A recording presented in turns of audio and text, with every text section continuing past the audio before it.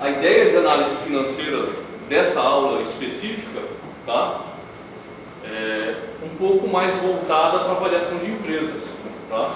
Embora você já viu esse conteúdo, mas vocês viram esse conteúdo mais voltado para a administração financeira em si, isso é, a análise dos índices, né? Mas não propriamente o que significavam os índices. Vocês acabavam só aplicando o índice, mas não faziam uma avaliação global da empresa, né? Vendo a situação do setor, como que é essa empresa em relação às outras, né? Então eu trouxe para vocês aqui um pouquinho disso, né? Dessa relação comparativa com outros setores. Por exemplo, interessante quando a gente fala sobre esse tipo de análise é que ela pode ser feita de uma forma comparativa, né? Como que é feito isso? Eu preciso de um parâmetro, eu falei isso na aula passada, vocês lembram? Que a gente precisa de alguns parâmetros de comparação para você ter uma ideia se a empresa realmente ela é eficiente, se ela é competitiva no setor ou não, né? Até porque se eu quero adquirir uma empresa, eu tenho que ver qual que é a situação dela. E eu posso adquirir, né? No caso, a avaliação de empresas é desde a aquisição até a venda, né? Desde a compra de uma ação até a venda. Vocês não concordam? Então, na verdade, a gente vem trabalhando com a avaliação de empresas. Então, dentro da avaliação de empresas, nessa análise setorial, a gente pode fazer uma análise de índices básica, tá? Essa é uma análise mais superficial para a gente entender a situação da empresa, como que ela se encontra de uma forma mais global, para depois fazer uma análise mais interna, né? Da situação das ações da empresa e tal. Então, existem 3 modalidades de análise. Análise em corte transversal, análise de séries temporais e análise combinada, tá? Para quem está acostumado a trabalhar em mercado de ações, mercado de valores, né, commodities, normalmente a gente chama isso de análise fundamentalista, tá? Quando eu estou fazendo uma análise, só que é uma análise fundamentalista não tão profunda ainda, a gente está avaliando mais os índices de uma forma global, inclusive a análise de índices é mais para ter uma noção da situação da empresa no mercado, né, que ela se encontra, né? Nosso objetivo aqui é entender esse ponto de vista. Então, dentro de cada análise a gente vai ver as suas diferenças. Por exemplo, análise transversal. Qual que é a ideia? Médias setoriais. Ela vai trabalhar por setores.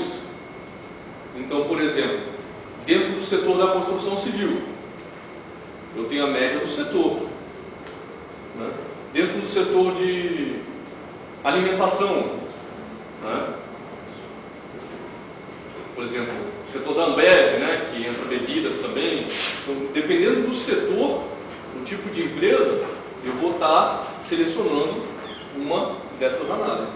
Bom, e as análises de séries temporais, que aí eu faço uma evolução anual. Isso é, dentro do ano, eu tenho como avaliar aquela evolução ano após ano, né? Eu posso avaliar ela dentro do próprio ano, né? Aí é uma análise mais superficial, normalmente eu sou um gerente interno, quero ver como foi a minha situação dentro do ano, mas via de regra a gente acaba avaliando entre períodos mais longos, por exemplo, de um ano para o outro, o que está acontecendo com aquela empresa, se ela tem uma tendência a um crescimento, uma tendência, né, a falência, por exemplo, eu consigo avaliar fazendo essa análise temporal. Só que a análise temporal não necessariamente eu estou avaliando entre setores, mas eu posso fazer isso usando a análise combinada. A combinada vai fazer os dois, ela vai analisar dentro do setor como que está a evolução da minha empresa. Tudo bem? Bom.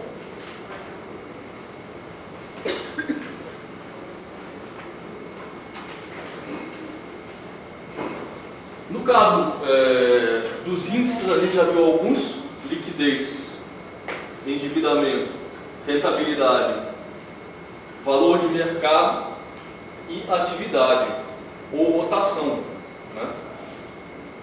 rotação, na verdade, ele vai estar avaliando o quê?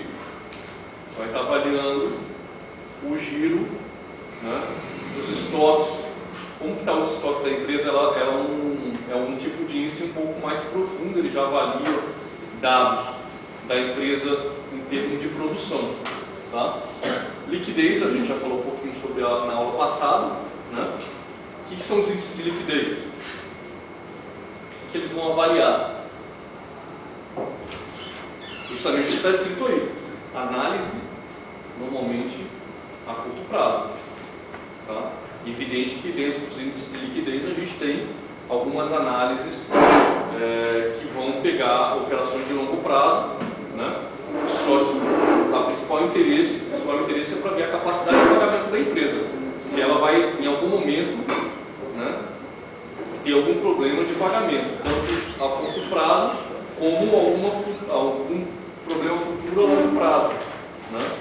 Porque ele pegou muitos empréstimos que ele não está conseguindo cobrir. Né? E aí ou vai ter que vender ativos, a gente falou isso na aula passada, ou ele vai ter que aumentar sua rentabilidade. E a gente falou também na aula passada duas coisas importantes sobre a análise de liquidez.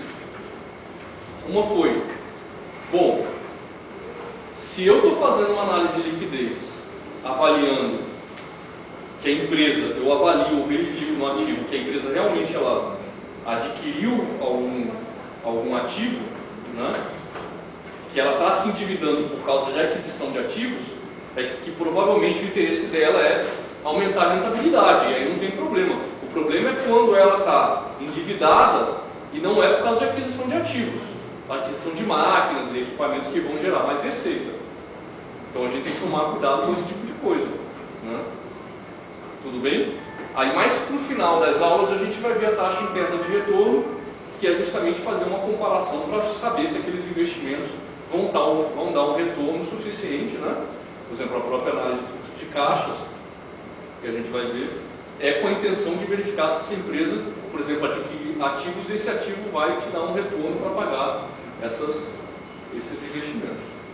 A gente tem endividamento, né? Mais voltado ao longo prazo, e aí sim, né, uma vez que você verificou que de repente a empresa está com dificuldade de liquidez, você pode confirmar ela nas análises dos índices de endividamento. De rentabilidade, é justamente para saber, né, eu posso até identificar a evolução da rentabilidade dela, por exemplo, de repente com a aquisição daquela máquina, né, está verificando também coisas mais objetivas dentro do modelo, ou não, né? Só de uma certa forma como que está a rentabilidade dela aumentando e diminuindo. Valor de mercado das ações, a representatividade é muito mais contábil que as ações têm, embora quando a gente trabalha sobre avaliação de empresas, a gente vai aprofundar um pouco mais sobre essas avaliações de ações, então a gente vai voltar nesse conteúdo, mas de uma forma mais analítica, né, avaliando esses valores de mercado, né, dentro da disciplina avaliação de empresas. Aqui a gente está puxando alguma coisa da administração financeira, né, só que ainda não tanto aprofundado a avaliação de empresas. E das atividades que eu já falei no início da aula, né, sobre a rotatividades, entradas e saídas de caixa, capacidade de pagamento em função do giro da empresa. Aí a gente tem o giro dos pagamentos, o giro de recebimentos. Bom, liquidez e solvência. Aí eu tenho a liquidez corrente, que é o ativo circulante sobre o passivo circulante. Esses índices eu vou falar um pouco mais rápido porque a gente já viu na aula passada, né? Vocês já viram eles anteriormente. Qual que é a ideia básica? Qualquer tipo de índice, um macete para a gente avaliar o que tiver em cima, né? Eu estou tentando avaliar o quanto ele representa pelo índice que tiver embaixo. Então, se eu tenho passivo circulante, né, eu tenho que entender o quê? Que eu estou avaliando quanto de ativo circulante eu tenho em relação ao meu passivo circulante. E é sempre assim. Quanto que eu tenho do que tiver em cima em relação ao que eu tenho embaixo. Esse é um macete básico para você avaliar qualquer índice. Né? Embora é muito importante você saber se ele é de liquidez, o que é, no momento que você olha a fórmula, você já mais ou menos pode identificar o tipo de índice, o que ele está querendo fazer, né? Qual que é o objetivo do índice. Então, nesse caso aqui, ó, ativo circulante dividido pelo passivo circulante, o que ele quer fazer? Eu estou avaliando o quê? Se o ativo dele vai agir com obrigações. Eu estou avaliando os meus ativos a curto prazo e verificando se eles têm capacidade de cobrir as obrigações a longo prazo. Mas e aí eu vou ver um índice que vai sair ali, né? Aí eu vou ter que analisar esse índice. Se ele for igual ou menor que 1, significa o quê? Que ele representa menos do que o valor que está embaixo. Correto? Igual ou menor que 1. Se for igual a 1, tudo bem, ele vai representar a mesma coisa do que o valor que está embaixo. Ele é igual. Mas se ele for menor que 1, ele vai representar menos. Isso significa que meu ativo circulante, meus bens a curto prazo para pagamento, que representam o pagamento, são menores do que as minhas obrigações. Isso é, como que eu vou pagar minhas obrigações se eu não tenho ativos? Correto? E aí tem mais ou menos a dica. Como que eu faço isso na prática? Montar a fórmula ativo circulante dividido por passivo circulante. Eu vou dividir um pelo outro. Onde que eu pego? Total do ativo circulante. Cuidado!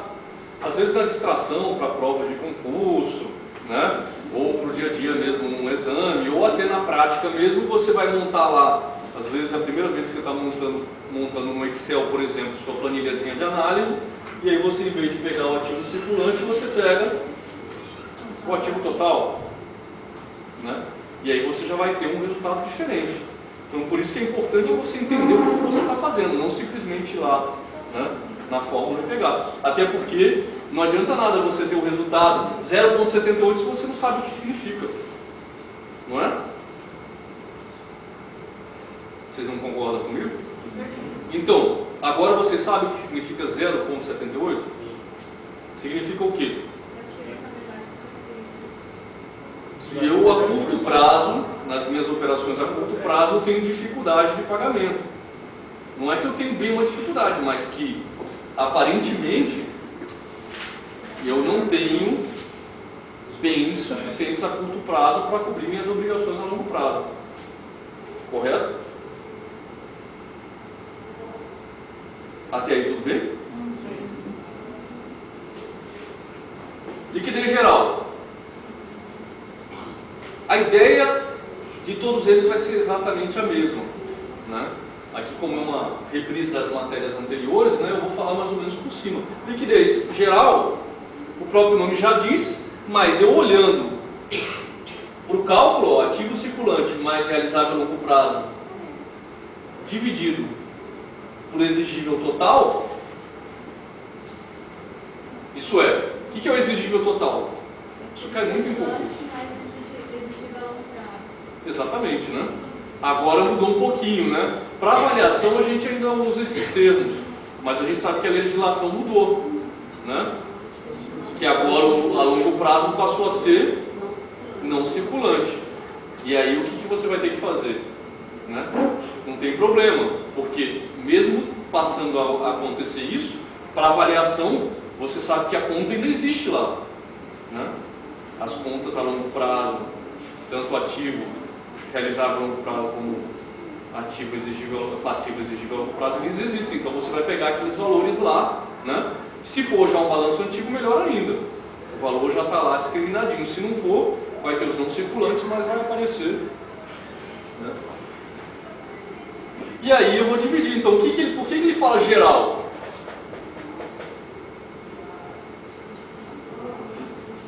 O que ele chama de geral? Geral porque ele está pegando uma avaliação de todo o patrimônio que pode ser usado, né, para as operações, de certa forma, rotineiras da empresa, embora curto prazo e longo prazo são operações mais rotineiras. Agora mudou a filosofia, se diz que as não circulantes já não são mais rotineiras, mas sim, elas ainda são rotineiras. A diferença é que elas só mudaram a nomenclatura. Mas em termos de avaliação de empresas, né, em termos de administração financeira, eu tenho que continuar. Eu não vou usar, por exemplo, um ativo permanente. Ativo permanente que mudou de nome, né, agora é investimentos, imobilizado diferido passou a ser e os intangíveis, né? Então, esse tipo de operação eu não vou usar, porque elas não são do cotidiano de operacional da empresa. Elas servem como suporte para o operacional, não é?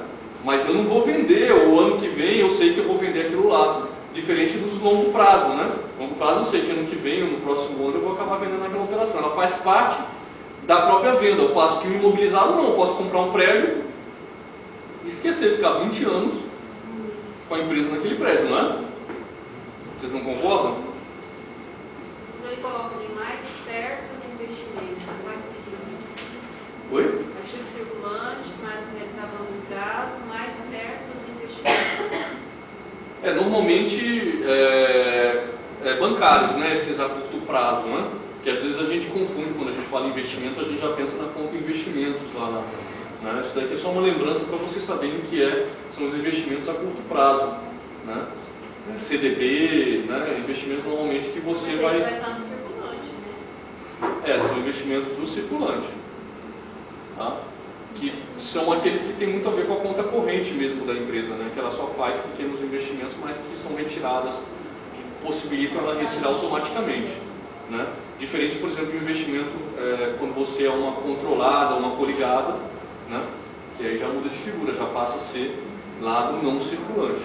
No circuladado. Exatamente, não tem uma data precisa para o resgate, por exemplo, né? Quando tem data precisa, ele passa a ser, provavelmente, ele faz parte desse ele faz parte do circulante. No caso da seca, como que funciona? O que vai mudar da geral para a seca?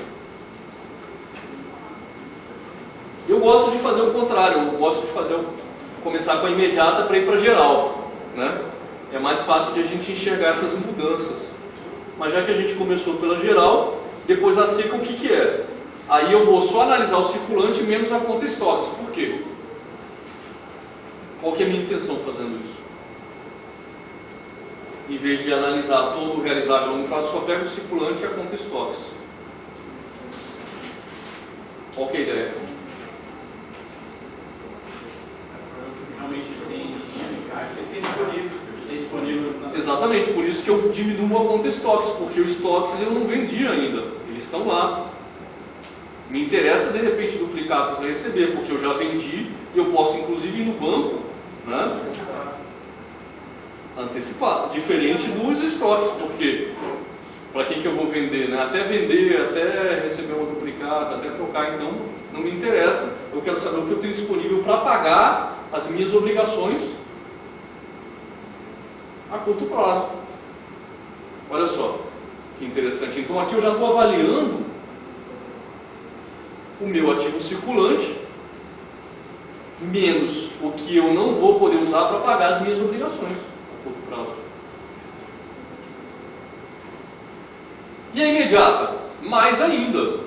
Aqui eu quero ver realmente só o que eu tenho ali, a bufunfa, né? O capim, o dinheiro, a grama, né? O que eu tenho em mãos para pagar o meu passivo circulante. Legal? Alguma dúvida? Fica mais fácil quando você entende essa regra de o que está em cima avalia o que está embaixo. Vamos ver cada uma delas rapidinho. Por último, eu tenho capital de giro, só para vocês entenderem que também faz parte, ajuda nessa análise, que é o que eu mostrei na aula passada, fazendo uma comparação assim. Bom, eu tenho de um lado os meus bens e do outro lado minhas obrigações, né? Daqueles meus bens, eu tenho os bens não circulantes, que ali podem incluir, por exemplo, as máquinas. Então, às vezes, mesmo que, por exemplo, as minhas obrigações circulantes sejam altas, provavelmente porque eu adquiri, pode ser que eu tenha adquirido uma máquina, pode ser que a empresa não está mal das pernas, ela simplesmente se endividou porque ela quer gerar mais receita. Entenderam? Então, isso daqui ajuda a gente ver também um pouquinho essa comparação, uma comparação mais prática.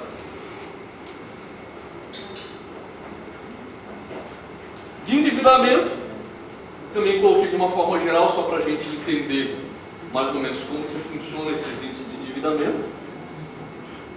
Qual que é a diferença do endividamento para o de liquidez? Olha só, exigível total, não vou nem ler aqui, eu vou já olhar. Exigível total dividido por exigível total mais patrimônio líquido. O que eu quero saber aí olhando para isso? Eu quero saber como que as minhas obrigações a curto prazo, somente aquelas,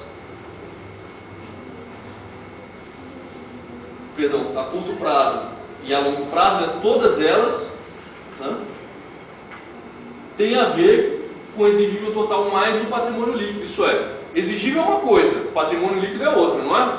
Quanto que representa o que eu peguei emprestado do meu PL, do meu patrimônio líquido? Isso é, quanto representa, em função daquilo que eu estou aplicando na empresa, né, de tudo que eu estou colocando na minha empresa, quanto representa o meu exigível? O meu exigível, né?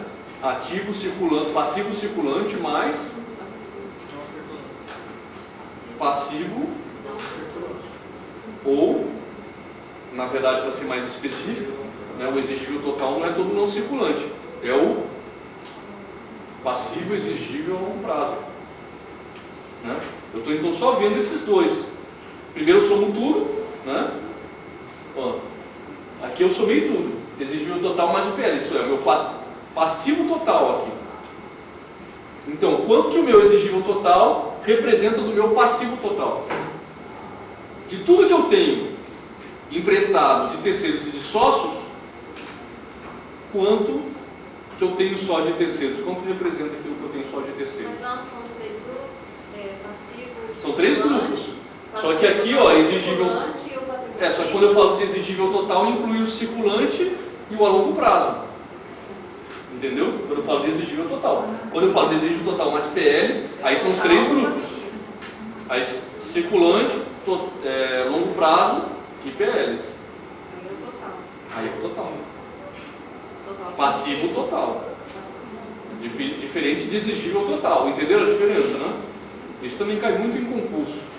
Né? Te coloca a pegadinha e fala, calcule exigível total. E você já acha que é o passivo total. Na verdade não é o passivo total, é só longo prazo e curto prazo. Tá? Esse então foi a participação de capital de terceiro sobre recursos totais. Ó. Eu não precisei ler o que era, é só olhar para a fórmula. Ele quer saber dos terceiros, do dinheiro de terceiros, quanto representam sobre todos os meus recursos. O outro vai falar o quê? Participação de capital de terceiros sobre capitais próprios. Aí já não, eu estou só pegando, ó, exigível total sobre PL. Porque eu só quero saber sobre o capital próprio, não quero saber sobre tudo. Eu quero saber, eu, sócio, que investi nessa empresa, quanto do dinheiro dos sócios tem na empresa, né? Quanto do exigível total representa do dinheiro dos sócios. A empresa está mais endividada do que os próprios sócios já colocaram dinheiro nela? Entendeu a diferença? Participação das dívidas de curto prazo sobre endividamento total. Dívida de curto prazo, passivo circulante, sobre endividamento total. Exigível total, porque aí eu não considero o PL como total. Né? Total do passivo. Aí eu só quero saber os exigíveis com terceiro. E por último, grau de imobilização, que é o ativo imobilizado dividido pelo PL. Que aí eu quero saber o quê? Em função do dinheiro que os sócios colocaram, quanto desse dinheiro eles pegaram para imobilizar na empresa. Por que é interessante essa avaliação específica aqui? Para verificar o que? Às vezes eu peguei todo o dinheiro dos sócios e não comprei nada imobilizado, só coloquei mercadorias, está tudo lá no circulante e realizável a longo prazo. Né? Ativo realizável a longo prazo. Então aqui eu estou avaliando esse tipo de dado. Tudo bem? Fica fácil de começar a entender depois que você entende um macete básico. Sempre eu vou querer saber o que está em cima representa, estou avaliando o que está embaixo. E o percentual? Agora sim, ó. E os percentuais aqui, como que eles funcionam?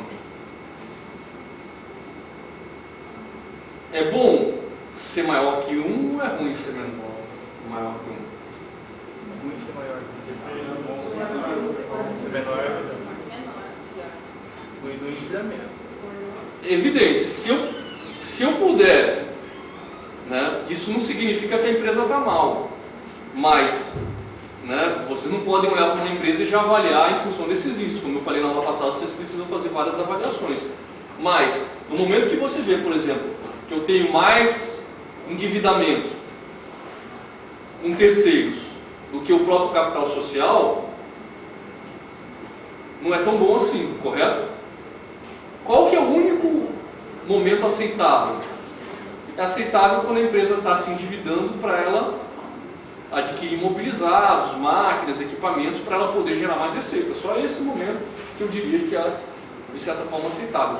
A maioria dos outros que vocês vão encontrar, né, não é positivo isso daí.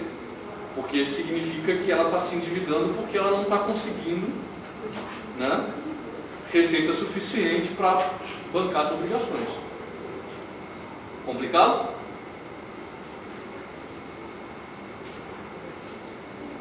Agora a gente vai ver um pouquinho da rentabilidade. Tanto o índice de cotação como rentabilidade, ele já tem um pouquinho mais a ver com avaliação de empresas. Por que que ele tem mais a ver com avaliação de empresas? Porque, evidente, todos têm, mas quando a gente fala de avaliação para compras de empresas, etc. e tal, eu vou verificar qual que é a rentabilidade da empresa, para ver se é uma empresa rentável também. Né? Como está a situação dela? Ela tem capacidade de pagamentos em função da receita dela? Né? Qual que é o recebimento? Muitos, inclusive, muitos avaliadores de empresa, eles usam muito fluxo de caixa, porque é mais ou menos a mesma ideia. Qual que é a ideia do fluxo de caixa? É verificar quais são os retornos que a empresa vai ter ao longo do tempo. Né? E às vezes, por exemplo, em função desses retornos, é pago um valor.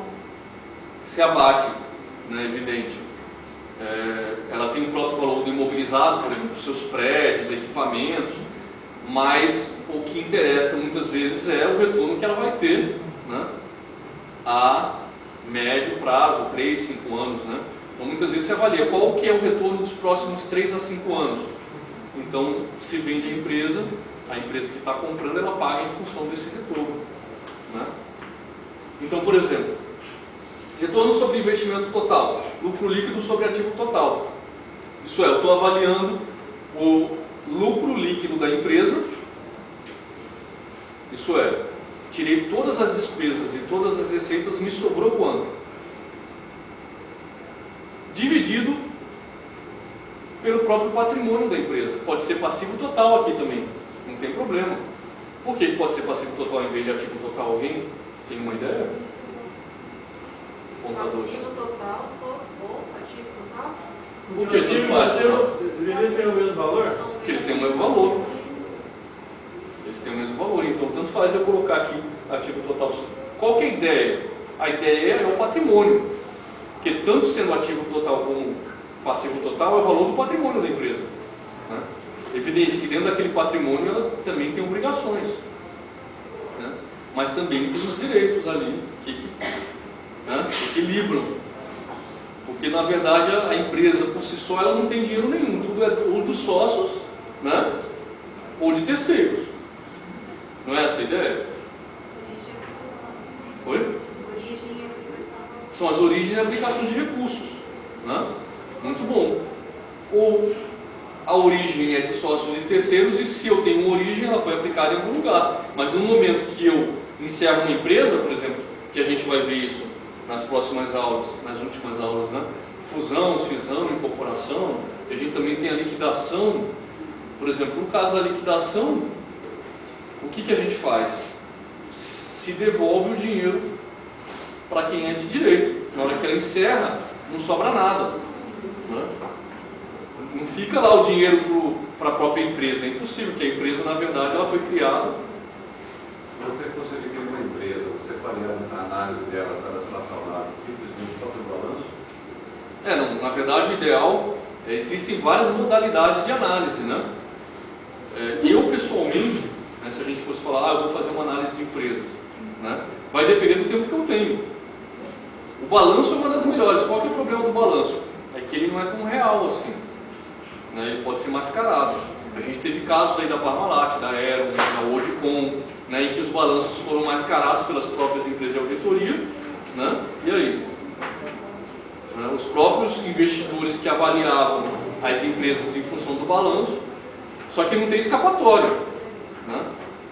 O que a gente pode fazer? Tem dois tipos de avaliação. Uma é a análise fundamentalista e a análise de gráficos, né? No caso, para você comprar uma empresa que tem ações, é diferente de uma empresa que não tem, né? Então, por exemplo, para a gente comprar uma empresa por ações, que tem ações, eu também tenho que avaliar a ação dela no mercado, a tendência de crescimento da ação, né? Por isso que é bom você também fazer uma análise de gráficos. Mas antes de mais nada é bom você conhecer a empresa a fundo. Por exemplo, saber contabilmente qual que é o valor dela hoje e como que ela está sendo avaliada. Porque na maioria das vezes você não vai comprar ela porque ela está com crescimento. Você pode comprar ela porque ela tem uma perspectiva de crescimento. É bem diferente, né? Depende de qual que é a minha intenção. Eu vou comprar para vender, eu vou comprar para reerguer, eu vou comprar para fazer parte de um conglomerado, eu vou comprar simplesmente para tirar ela do mercado e dissolver ela em pedacinhos, né? O ramo de aquisição de empresas ele é muito vasto, né? Tem N motivos de se comprar uma empresa, né?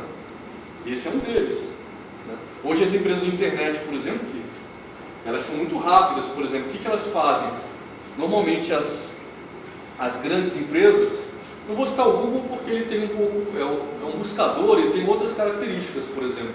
Mas empresas de internet que eu conheço mais ou menos, eu poderia dizer o quê? Que elas, na hora que elas entram no mercado e elas tentam dominar o mercado, o que elas fazem? Qual que é a característica dela? Normalmente ela compra para adquirir os acessos. Às vezes ela nem se interessa com patrimônio nem nada, me interessa acesso de cliente. Esse hoje é o patrimônio mais caro que existe na internet, é mais valioso, né? Audiência, o Google vive de audiência, né? São os cliques de acesso lá que movimentam o negócio.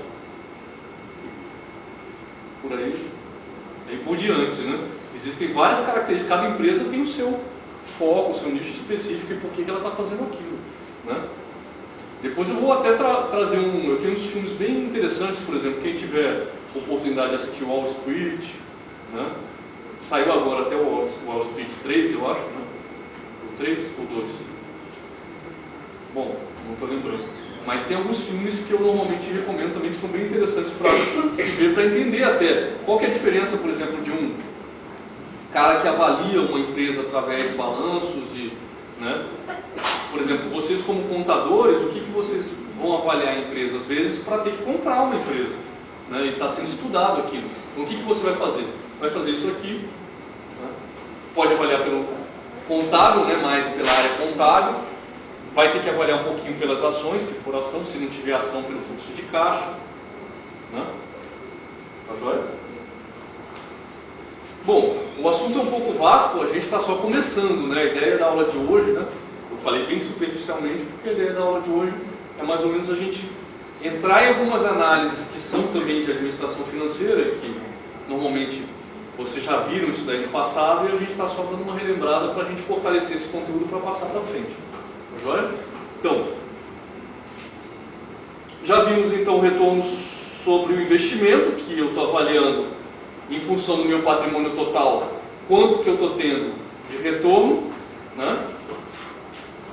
Em função de rentabilidade, tá?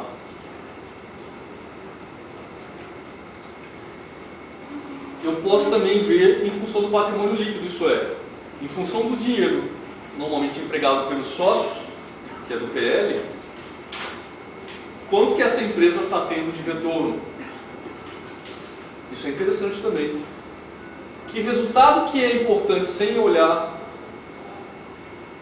para cá? Que resultado que a gente poderia tirar disso? Que o meu lucro líquido, quanto o meu lucro líquido representa do meu patrimônio líquido. A regra não era essa? Independente da minha análise, eu vou estar olhando quanto que meu lucro líquido representa do meu patrimônio líquido. Quanto maior, melhor, ou quanto menor, melhor?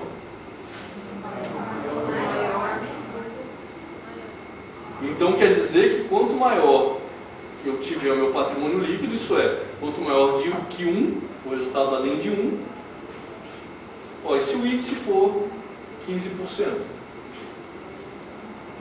De cada R$1, ó, rentabilidade de recursos próprios investidos na empresa. O patrimônio líquido envolve capital próprio empregado, o qual parte pertence aos acionistas, correto? Se o índice for 0,15 ou 15% de cada R$1 de patrimônio líquido, a empresa auferiu 0,15 de lucro líquido.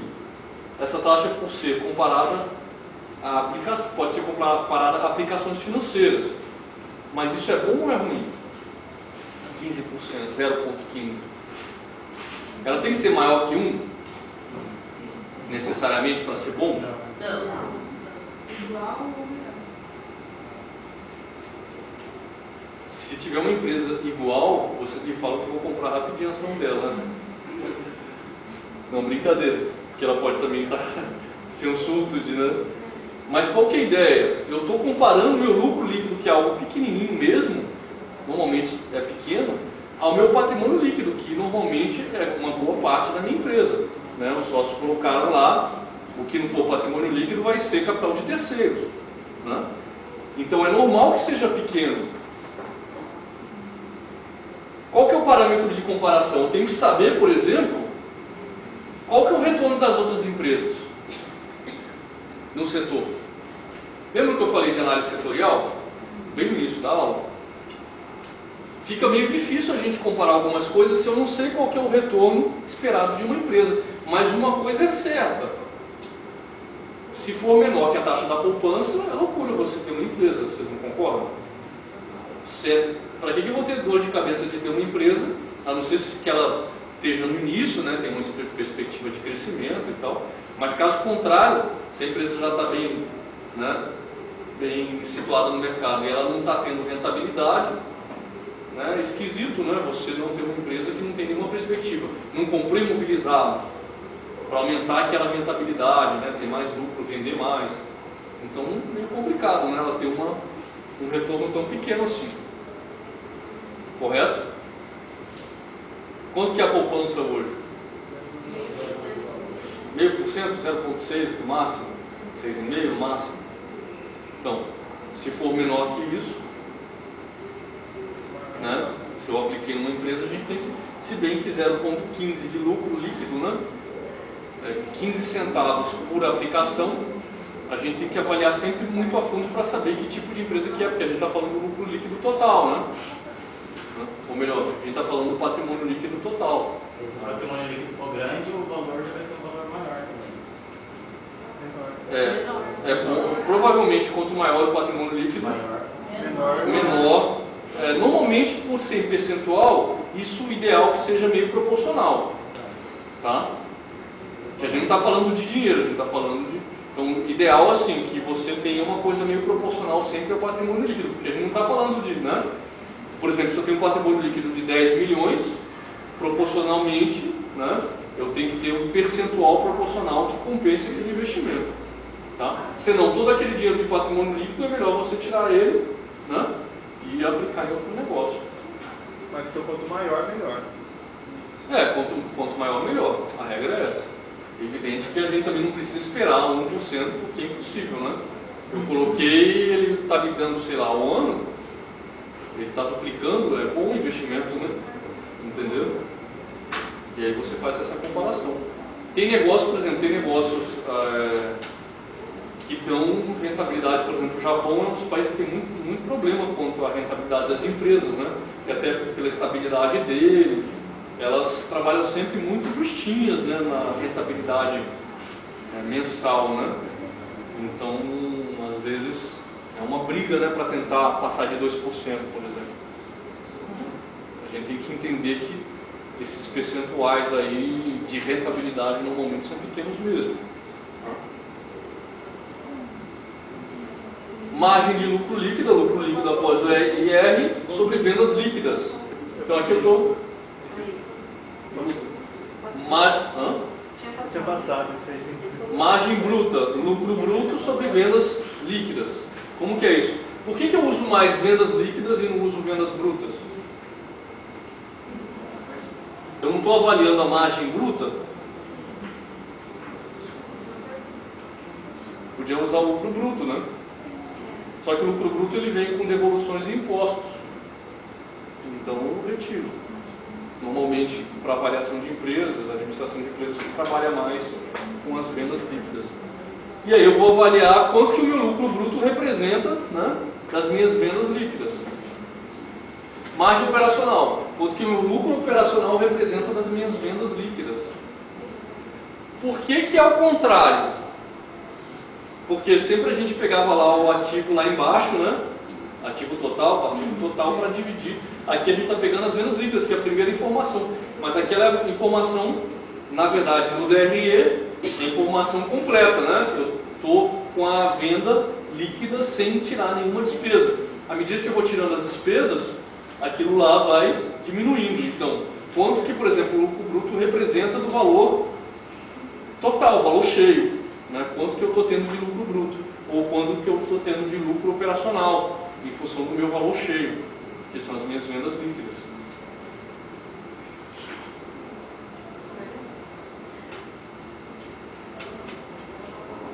Margem de lucro líquida, quanto que meu lucro líquido após o IR representa sobre as minhas vendas líquidas. Então eu estou pegando lá, meu lucro líquido mesmo, quanto que ele representa de todas as minhas vendas.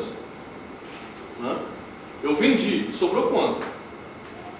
Pensa, eu vendi milhões e aí não tive lucro nenhum. Pode ser, pode ser.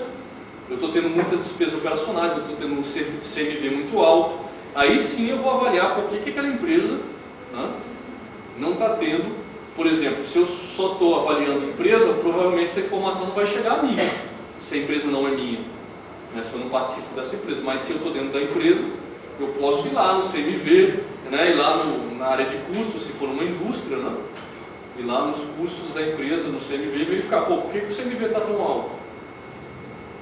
Por que minhas despesas operacionais estão tão altas? E até comparar as despesas operacionais de empresas do mesmo setor. Porque percentual é percentual, independendo do tamanho da empresa, entenderam? Por isso que é feito em percentual. E eu posso fazer análise setorial também. Além de poder também fazer uma análise ao longo do tempo, ano após ano. Vocês aprenderam a fazer isso? Né? Análise horizontal, né? E vertical, análise horizontal, você consegue ver ano após ano o que está acontecendo em relação tanto à rentabilidade, né? Mas principalmente você pode também fazer uma verificação entre os setores, então dá para fazer uma análise conjunta.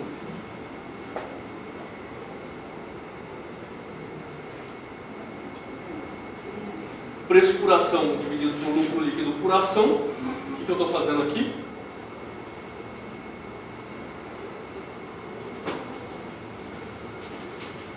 Bom, eu não vou me aprofundar tanto em valor das ações porque vocês não viram nada disso, eu acho.